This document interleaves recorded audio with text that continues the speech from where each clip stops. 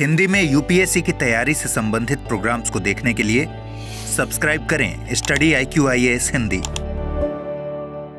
नमस्कार। अगर मैं आपसे कहूं कि एंशिएंट सिविलाइजेशन, खासकर मैं चर्चा कर रहा हूं हड़प्पा सिविलाइजेशन की, जिसे हम सिंधु नदी घाटी सभ्यता के नाम से भी जानते हैं, इसके खत्म होने का कारण वैज्ञानिकों ने दक्षिण भारत में जो गुफाएं हैं उन गुफाओं में मिले साक्ष्य के आधार पर बताने का प्रयास करा कि एग्जैक्टली वो फैक्टर्स जो आज के समय भारतीय उपमहाद्वीप की क्लाइमेटिक कंडीशंस को हाईली इन्फ्लुएंस करते हैं, ये कारक उस समय जब हड़प्पा सिविलाइजेशन उपस्थित थी तब भी प्रोएक्टिव थे और एक कॉम्बिनेशनल इफेक्ट के कारण बेसिकली इस क्षेत्र में कुछ ऐसे परिवर्तन आए जिन्होंने पूरी हड़प्पा सिविलाइजेशन को एंडिंग तक लेकर आया। चर्चा करेंगे इस बारे में और समझने का प्रयास करेंगे कि एग्जैक्टली वो क्या फैक्टर्स और वो कौन सी जानकारी है जो रिसर्चर्स को साउथ इंडिया अर्थात दक्षिण भारत की हड़प्पा की गुफाओं में देखने को मिली। But before I start, make sure के स्टडी IQ के जो 10 वर्ष हैं ये कंप्लीट हो रहे हैं और इस उपलक्ष्य पर इफेक्टिवली अगर हम देखें तो आप केवल और केवल 600 अप्रॉक्स 600 पर मंथ की इफेक्टिव फीस पर प्रतिज्ञा प्लस बैचेस का पार्ट बन सकते हैं, अर्थात IAS बैचेस का पार्ट बन सकते हैं। और साथ ही आपके पास शानदार मौका है geography as a optional subject adopt करने का, मेरे साथ उस सब्जेक्ट को कंप्लीट करने का। आगे इसके बारे में चर्चा करेंगे, पर पहले जरा खबर पर वापस आते हैं। आप पाएंगे कि जो इंस्टीट्यूट्स हैं उनके द्वारा की गई रिसर्च में यह दावा करा गया कि कुछ ऐसे एविडेंसेस मिले हैं साउथ इंडिया की कुछ केव्स में, कुछ गुफाओं में, जो ये बताते हैं कि एग्जैक्टली वो क्या रीजन थे जिसके कारण हड़प्पा सिविलाइजेशन खत्म हो गई। यहां पर भारतीय उष्णकटिबंधीय मौसम विज्ञान संस्थान के द्वारा जो है वो कुछ रिपोर्ट्स रिलीज करी गई हैं। संस्थान के शोधकर्ताओं के द्वारा यह बताया गया कि वास्तविकता में आधुनिक समय में वो फैक्टर्स जो हमारी क्लाइमेटिक कंडीशंस को इफेक्ट करते हैं ये आज से लगभग 4 से 7 हजार साल पहले भी प्रोएक्टिव हुआ करते थे। और इन्हीं कुछ फैक्टर्स के संबंध में हमें जानकारी देखने को मिली जब इन रिसर्चर्स के द्वारा विजिट करा गया दक्षिण भारत में जो गुप्तेश्वर और हड़प्पा की जो प्राचीन गुफाएं हैं, इन गुफाओं के साक्ष्यों में विजिट के द्वारा यह पता चला कि बेसिकली सौर विकिरण में अल नीनो और साथ ही इंटर ट्रॉपिकल कन्वर्जन जोन, अर्थात वो जोन जो वर्षा की बेल्ट भी कहा जाता है, इसमें खासा परिवर्तन उस समय आया था जिस समय हम देखते हैं कि हड़प्पा सिविलाइजेशन का पतन हुआ था। अर्थात हमारा जो मॉनसून है उस पे वो फैक्टर्स जो आज इसे प्रभावित करते हैं, आज से 4 से 7 हजार साल पहले भी ये फैक्टर उतने ही प्रोएक्टिव थे और इन फैक्टर्स में चेंजेस के कारण हड़प्पा सिविलाइजेशन एंड हुई होगी, ऐसा बताया गया रिसर्चर्स के द्वारा। जहां पर धौलावीरा हो, लोथल हो या आसपास की वो शहरी बस्तियां जिनमें एक समय पर हमें मैसिव लेवल पर विकास देखने को मिला था, ये डेवलपमेंट अपने एंड को रीच करता है just because of climatic changes और खासकर जैसा मैंने शुरुआत में कहा कॉम्बिनेशनल इफेक्ट। अब ये कंबाइंड इफेक्ट क्या है आगे मैं चर्चा करने वाला हूं, जरा ध्यान से समझिएगा। जहां पर सबसे ज्यादा आश्चर्यजनक बात तो यह बताई गई कि आज के समय जो मॉनसून और जो फैक्टर्स इसे प्रभावित करते हैं ये उस समय उतने ही एक्टिव थे। पर अब प्रश्न ये उठता है कि जिन फैक्टर्स के हम एक्टिव होने की बात कर रहे हैं ये एग्जैक्टली ट्रिगर कैसे होते हैं। यानी कि नो डाउट के क्लाइमेटिक चेंजेस के कारण हमें यह पहले से पता है कि सिंधु नदी घाटी सभ्यता खत्म हुई होगी, बट एग्जैक्टली वो चेंजेस हैं क्या।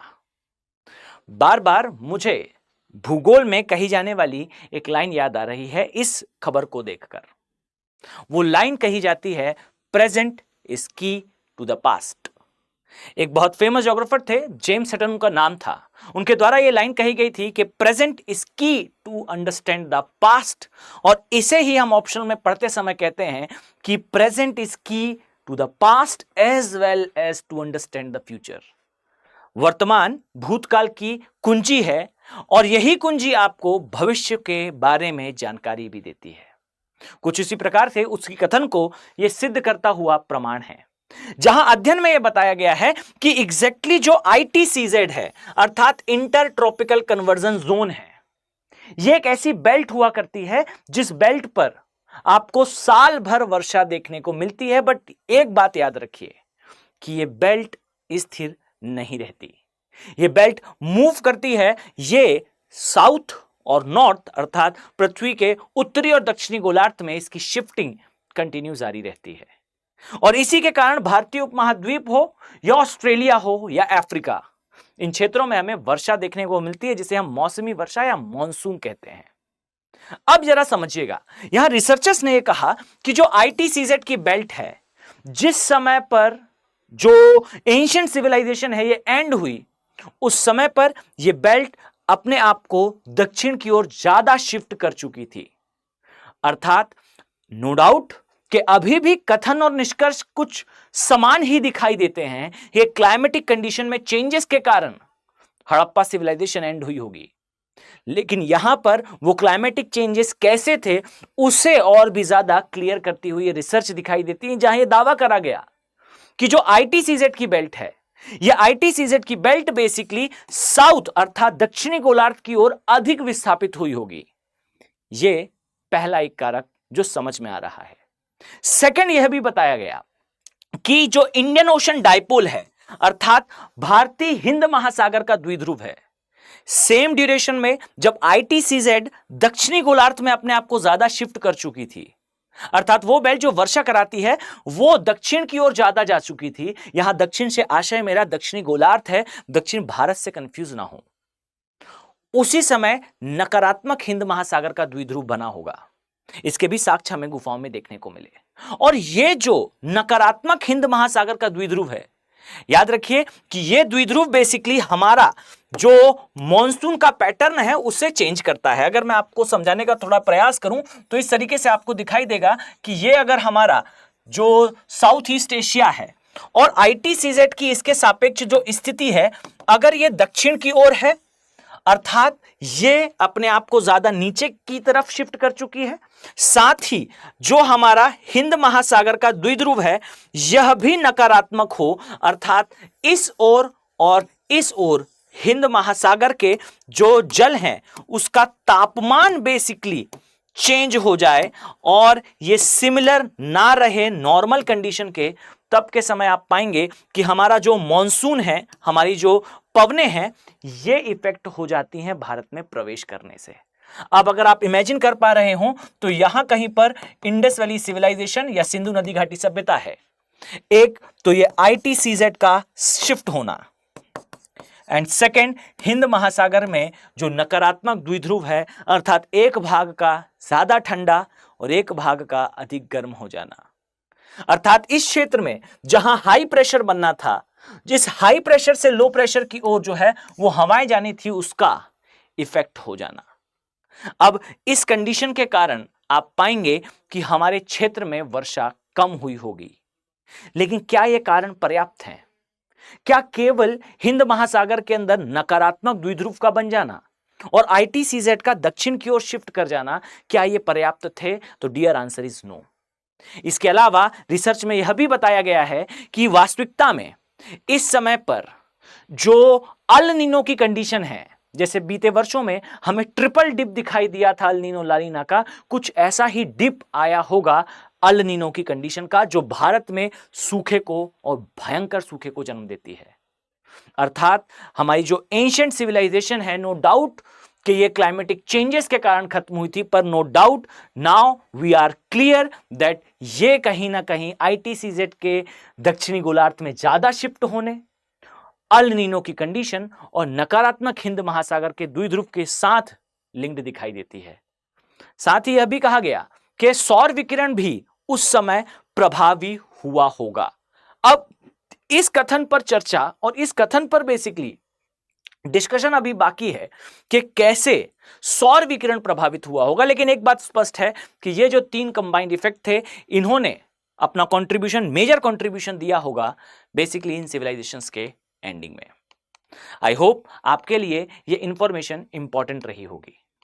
अब जाने से पहले जरा ध्यान से सुनिए, स्टार्टिंग में मैंने जिन प्रतिज्ञा बैचेस की बात करी, इन बैचेस में आपके लिए स्पेशल ऑफर रखा गया है। याद रखें, सबसे पहली बात तो 19 सितंबर से इन बैचेस में एडमिशन क्लोज होने वाले हैं। सेकेंडली, आपके लिए 37 टेस्ट प्रोवाइड करे जाएंगे आने वाली 37 वीक्स में, जिसमें हर वीक आपके लिए 11,000 का कैश प्राइज भी अवेलेबल होगा अगर आप फर्स्ट रैंक लाते हैं तो। इन बैचेस में आप एनरोल कर सकते हैं easily by using AK live code, और इफेक्टिवली ये 600 पर मंथ की कॉस्ट से भी कम कॉस्ट पे आपके लिए अवेलेबल है। इसके अलावा जो स्टूडेंट्स बेसिकली अपना ऑप्शनल सब्जेक्ट तैयार करना चाहते हैं, और मैं बात कर रहा हूं ज्योग्राफी ऑप्शनल की, अगर आप इन ज्योग्राफी ऑप्शनल के बैचेस के साथ जुड़ना चाहते हैं तो इन बैचेस में 16 सितंबर से क्लासेस स्टार्ट होने वाली हैं। बेशक आप इन बैचेस को ज्वाइन करें, क्योंकि द ओनली ऑप्शन जो हाईली डोमिनेट करता है यूपीएससी के प्रिलिमिनरी एग्जामिनेशन को, 30 से 35% क्वेश्चन जो डायरेक्टली आते हैं ज्योग्राफी से यूपीएससी के प्री में, even they're like a pin for you, आपके लिए बेहद आसान होंगे क्योंकि आपका ऑप्शनल ज्योग्राफी ऑप्शनल होगा। Just by a simple exercise of using AK live code, केवल आप AK लाइव कोड का यूज करके जो कॉस्ट यहां आपको डिस्प्ले हो रही है, इस कॉस्ट पर इजीली ज्वाइन कर पाएंगे, और ये सबसे मिनिमम कॉस्ट है। सो मेक श्योर 16 सितंबर से पहले AK लाइव कोड का यूज करते हुए आप इन बैचेस का पार्ट बन सकते हैं। इस उम्मीद के साथ कि आने वाले समय में मैं आप सभी सीरियस IAS एस्पिरेंट्स को इन बैचेस में देखने वाला हूं। चलिए मिलते हैं नेक्स्ट वीडियो में। Have a very nice day. Thank you. Hindi में यूपीएससी की तैयारी से संबंधित प्रोग्राम्स को देखने के लिए सब्सक्राइब करें स्टडी IQ IAS हिंदी।